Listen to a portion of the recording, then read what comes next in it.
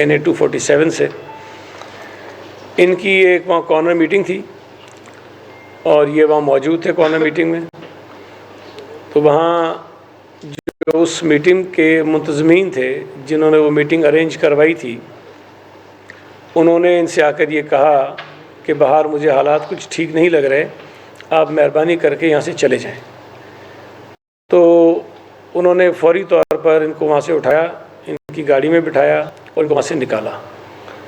इनके निकलने के थोड़ी देर बाद वहाँ पर हमला होता है, कॉर्नर मीटिंग पे फायरिंग होती है, जिसके नतीजे में एक 11 या 12 साल का बच्चा अब्दुर्रहमान उसकी जान चली जाती है और एक और शख्स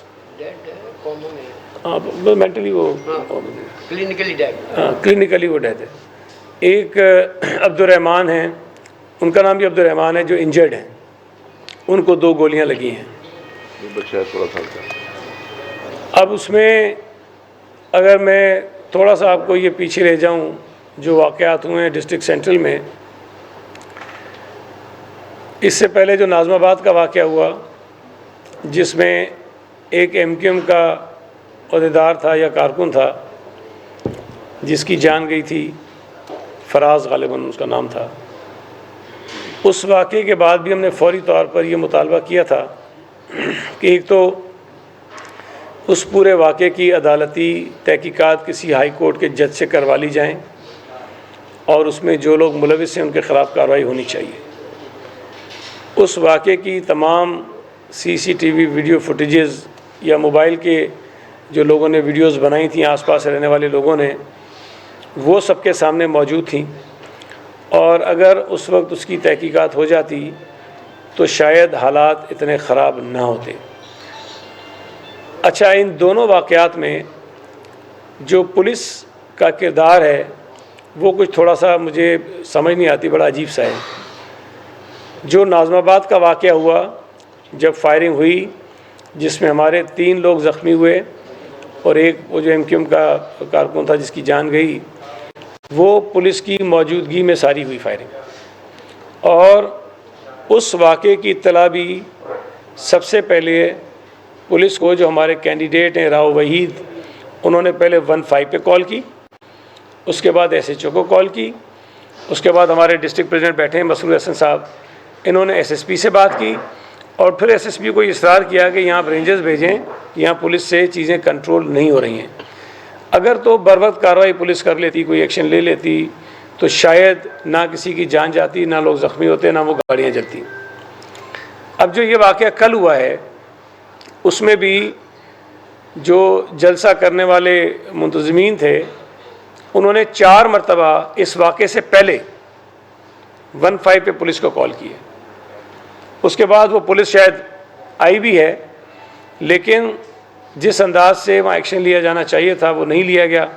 अगर वो ले लेते तो शायद ये सूरत हाल इतनी ख़राब नहीं होती। एक और चीज़ मैं आपके सामने रखना बड़ा ज़रूरी समझता हूँ कि नाज़माबाद में एक वाक़या होता है जिसमें MQM ये दावा करती है कि हमारे एक कारकुन को पीपल्स पार्टी के लोगों ने मार दिया है, लेकिन उनकी FIR तो कट जाती है हमारे कैंडिडेट के ख़िलाफ़, हमारे सूबाई असम्बली के कैंडिडेट के ख़िलाफ़, हमारे और जो पार्टी के लोग हैं उनके ख़िलाफ़। लेकिन हमारी FIR अभी तक नहीं कटी कि जिसमें हम ये कह रहे हैं कि हमारे 3 कारकुन ज़ख्मी हैं, हमारे कैंडिडेट की 2 गाड़ियों को आग लगा दी गई है, जिसको तस्लीम भी किया है MQM ने। और मैंने ख़ुद भी कल DIG से भी बात की थी और खैर वो तो बड़ी अजीब सी बातें करने लगे। फिर उन्होंने कहा कि अच्छा ठीक है, मैं SSP को कहता हूँ आप उनसे मिल लें। तो फिर मुझे तो नहीं कहा, उन्होंने कहा कोई बंदा उनके पास चला जाए। तो मसरूर हसन साहब हमारे सदर हैं, वो उनके पास गए भी, लेकिन वो FIR नहीं कटी।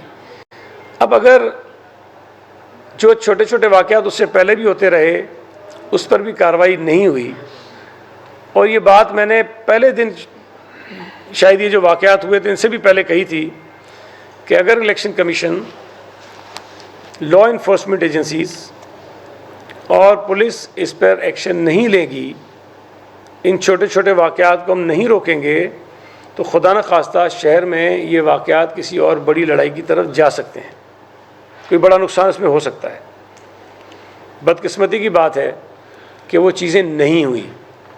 हमारे गालिबन 20 या 21 जनवरी को नॉर्थ नाज़िमाबाद में एक दफ्तर के ऊपर हमला हुआ था। उसकी वीडियो मौजूद थी, उसकी FIR कटी, लेकिन जो मुद्दई था अगले दिन उसके खिलाफ FIR कट गई, कार्रवाई कोई नहीं हुई। फिर मुख्तलिफ़ मकामात पर, बड़ा मैदान में, खजी ग्राउंड में और जगहों पर वाक़यात होते रहे, हैरेसमेंट के, धमकियों के, तशद्दुद के। जाफ़र तैयार में वाक़या हुआ, वहाँ और भी जाफ़र तैयार में इस किस्म की चीज़ें हो रही हैं। हमें परेशानी सिर्फ ये है कि इस वक्त इलेक्शन जो है वो चंद दिन बाद है, और अगर खुदा न खास्ता ये हालात कंट्रोल में नहीं आते हैं तो मैं ये समझता हूँ, मुझे ये खौफ है, ये डर है कि 8 फरवरी को कहीं खुदा न खास्ता इस शहर के अंदर ये फसादात ज़्यादा ना बढ़ जाएँ, और ये किसी भी तौर पर इस शहर के, इस मुल्क के मफाद में नहीं है। और ख़ास तौर पर पीपल्स पार्टी जो अपने आप को इस पोजीशन में देख रही है कि हम कराची शहर में अच्छी खासी नशिस्तें कौमी और सूबाई असम्बली की जीत सकते हैं, हमारे तो बिल्कुल भी हक़ में नहीं है। तो जो लोग MQM के लोग हम पे ये इल्ज़ाम लगाते हैं कि पीपल्स पार्टी ये करवाना चाहती है, तो भाई पीपल्स पार्टी तो अपने आप को जीतता हुआ देख रही है, तो पीपल्स पार्टी क्यों करेगी? ये हरकतें, इस किस्म के वाक़यात में जो मुलविस क़ुव्वतें होती हैं वो होती हैं जिनको इंतखाबात में अपनी शिकस्त नज़र आ रही होती है, जिनको वो पजीराई लोगों से नहीं मिल रही होती है जिसकी वो तवक्को करते हैं। देखें, ये बहुत बड़ा सवाल है हुकूमत के लिए भी, लॉ इन्फोर्समेंट एजेंसीज़ के लिए भी। कराची शहर का माजी बहुत ही खौफनाक है, जो आपने अपनी आँखों से देखा है, हमने झेला है उसको। और कराची शहर में अमन व अमान की बहाली के लिए जहाँ हज़ारों जानें बेगुनाह नौजवानों की शहर में गई हैं, वहाँ हमारी फ़ौज, रेंजर्स और पुलिस की ने भी बहुत बड़ी कुर्बानियाँ दी हैं। तब जाकर कहीं शहर का अमन बहाल हुआ और लोगों ने आसानी के साथ, खुलकर, आज़ादी के साथ अपनी सियासी फ़ैसले करना शुरू किए, सियासत करना शुरू की। और ये सबके हक़ में है, ये किसी के भी ख़िलाफ़ नहीं है, ये शहर के मफाद में है, शहरियों के मफाद में है, मुल्क के मफाद में है। ये सूरत हाल जो पैदा हो रही है, जिस अंदाज में खुल्लम खुल्ला सियासी सरगर्मियों पर हमले हो रहे हैं, जिस तरह से कराची के शहरियों को दोबारा हिरासा करने की, दहशत ज़दा करने की, खौफज़दा करने की कोशिशें हो रही हैं, ये वही हालात पैदा करने की मुझे साजिश लगती है जो माजी में शहर के अंदर रहे हैं। ये मैं मुतालबा करना चाहता हूँ केयर टेकर फेडरल गवर्नमेंट से भी, प्रोविंशियल गवर्नमेंट से भी, लॉ इन्फोर्समेंट एजेंसी से भी, और ख़ास तौर पर इलेक्शन कमीशन से भी। आप इस पे सख्ती से एक्शन लें। जो लोग मुलविस हैं, मैंने तो पहले दिन भी कहा कि आप अदालती तहकीकात करवाइए। अगर उसमें सईद गनी का कोई किरदार नज़र आता है कि नाज़िमाबाद के वाक़े में सईद गनी किसी तरह से भी मुलविस है, तो आप मेरे खिलाफ भी कार्रवाई करें। शहर का अमन व अमान ख़राब करने का हक़ न मुझे है न किसी और को होना चाहिए। अपने छोटे छोटे सियासी मफादात को हासिल करने के लिए हम पूरे शहर को एक तशद्दुद की आग में धकेलें, ये किसी तौर पर भी किसी के लिए भी बर्दाश्त मैं समझता हूँ कि नहीं होना चाहिए। और मैं उम्मीद करता हूँ कि जो दरख्वास्त, जो गुजारिश हम कर रहे हैं, आज हमारी चीफ़ मिनिस्टर सिंध से भी मुलाकात हुई, मैं और वक़ार मेदी साहब गए थे। मुलाकात इत्तफ़ाक़ से हमने उनसे पहले रख ली थी, लेकिन ये कल रात का फिर एक बदकिस्मत वाक़या हो गया, तो हमने उस पर भी उनसे बात की और यही उनसे डिमांड किया है कि कराची में अमन व अमान की बहाली के लिए इक़दाम किए जाएँ। पुलिस को, रेंजर्स को, और इंतखाबात में अगर कहीं पाक फ़ौज भी आती है तो ये ज़िम्मेदारी उनको दी जानी चाहिए कि किसी भी शख्स को, बशमूल पीपल्स पार्टी के किसी शख्स को अमन व अमान अपने हाथ में लेने की इजाज़त नहीं होनी चाहिए। जिन लोगों ने किया है, यकीनन ये इत्तलात, ये इन्फॉर्मेशन सब लोगों के पास होंगी कि कौन कौन इसमें मुलविस है, उनके ख़िलाफ़ कार्रवाई करें। अगर नहीं करेंगे उनको और शय मिलेगी।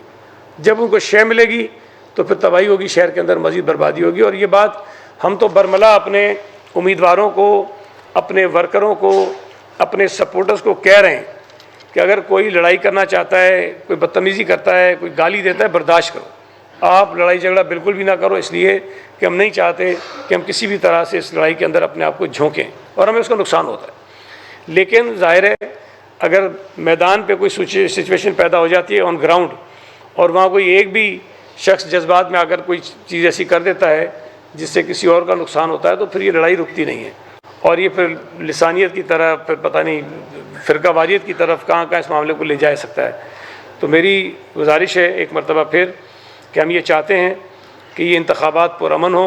हमारे कैंडिडेट्स जहाँ जहाँ भी इलेक्शन में हिस्सा ले रहे हैं, हमने उन्हें कहा है कि इंतखाबात में पुरअमन तरीके से हिस्सा लें, अपनी इंतखाबी मुहिम चलाएँ, अपने आप को लड़ाई झगड़े से बचाएँ, ताकि हमारी जो एनर्जी है वो इन कामों में ना ज़ाया हो और हम पॉजिटिवली कराची शहर के लिए कोई अच्छा अपना किरदार अदा कर सकें। वकार भाई की बात करना चाहता हूँ।